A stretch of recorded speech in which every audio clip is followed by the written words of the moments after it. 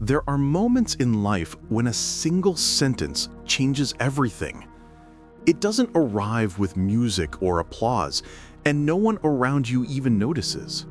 It simply lands quietly in your heart, like a gentle seed of truth. And from that day on, the way you see yourself and your life begins to shift. Have you ever wondered, what if your life isn't limited by what you have, but by how you think? In a crowded railway station of an old city, there once lived a beggar. Every day, from sunrise to dusk, he sat on the same cold stone bench, his tin bowl resting quietly on his lap. He waited for the sound of footsteps, for the clink of coins, for a little bit of kindness to fall into his world. His clothes were torn, his face covered with dust, and yet his eyes carried a strange calmness, the kind that comes from doing the same thing for too long. People passed by quickly, some with sympathy, others pretending not to see him. To them, he was just another shadow among thousands, a face that didn't matter. His world was small, a bowl, a bench, and the endless sound of trains coming and going. He had accepted this as his destiny, a beggar, invisible to the world, living from one kind gesture to the next. In his heart, he believed he had nothing to give, and therefore nothing to change. But life has its mysterious ways of sending a teacher when the student is ready. One morning, as the sun painted soft golden lines across the rails, a well-dressed businessman appeared on the platform. His shoes shone under the light, his coat was neat, and his posture spoke of confidence. The beggar looked at him with quiet admiration and thought, "This man must be rich. If I ask him, surely he'll give me more than anyone else." So he gathered a bit of courage, stood up, walked closer, and stretched out his hand. "Sir, please help me," he said softly. The businessman stopped, looked at him calmly, and asked a question that pierced through the noise of the busy station. "Do you always just take from others? Have you ever given anything to anyone?" The beggar froze. His lips trembled. "Sir, I'm just a beggar. I survive by asking. I have nothing to give." The businessman smiled, not with arrogance, but with compassion. "If you believe you have nothing to give, then you also have no right to ask for anything either. I believe in exchange. If you can offer me something, I can give you something in return. But if you offer nothing, I can give you nothing either." Without another word, the businessman boarded his train and disappeared into the distance. The beggar stood still, his mind spinning. For the first time in years, he felt as if someone had touched something deep inside him, a thought that had been buried under dust and despair. That night, he couldn't sleep. The businessman's words echoed in his mind like a song that refused to fade. He stared at his empty hands. "What can I possibly give?" he whispered to himself. "I have no money, no home, no skills." But something inside him stirred, a faint feeling that maybe, just maybe, he wasn't as powerless as he thought. Days passed. He didn't beg. Instead, he sat silently, watching people, observing their faces, their hurried steps, their restless energy. On the third day, something simple caught his eye. A patch of wildflowers blooming near the train tracks. Their petals swayed gently in the morning breeze, bright and alive amid the dust and noise. He stared at them for a long time, then picked one, gently. It was small but beautiful, full of color and life. He thought, what if I give a flower to everyone who gives me a coin?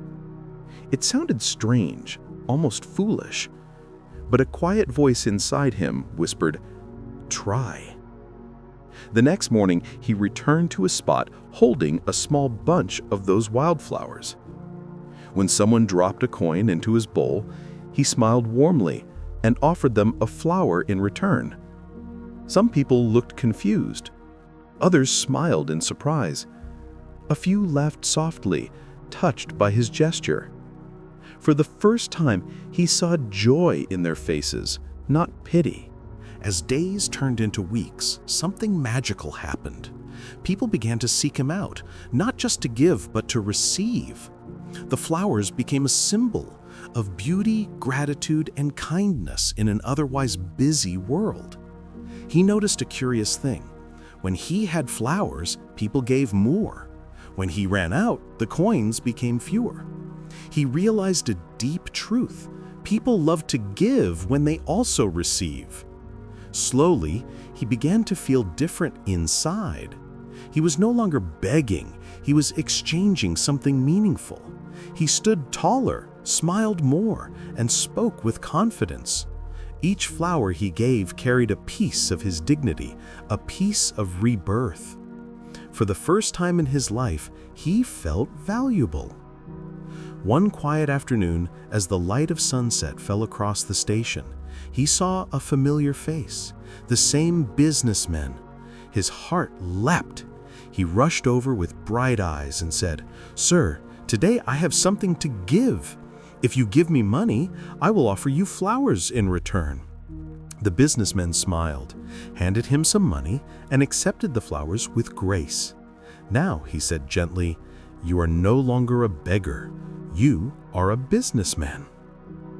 Those words lit up his soul. The train departed, but the meaning of that moment stayed with him.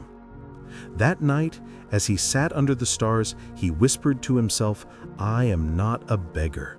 I am a trader of smiles, flowers, and hope." From that day forward, he never returned to the station as a beggar again.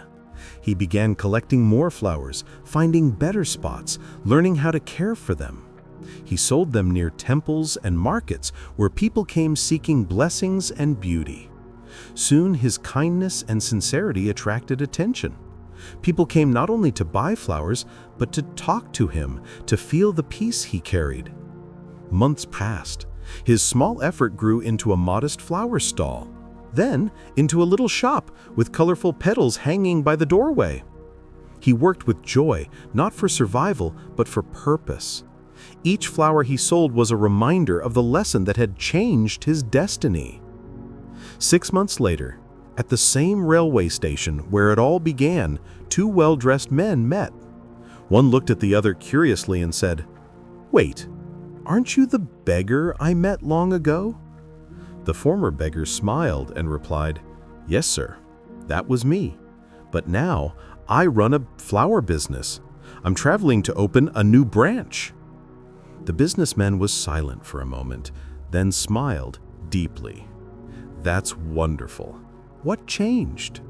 The flower seller looked at him with warmth and said, "You taught me that day.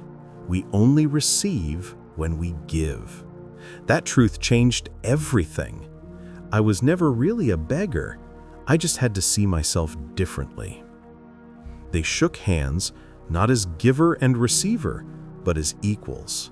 The sound of the train whistle filled the air, and both men boarded their respective trains, heading toward different destinations, yet carrying the same quiet realization within them.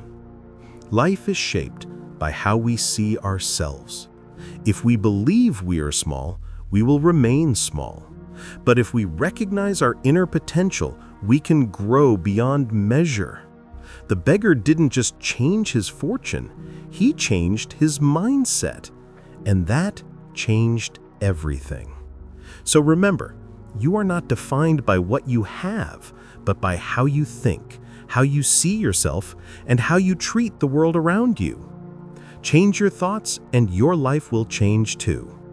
If this story brought you peace or inspiration, share it with someone who may need a gentle reminder today. Subscribe to Little Stories Around Us for more simple English stories that help you grow, breathe, and smile again.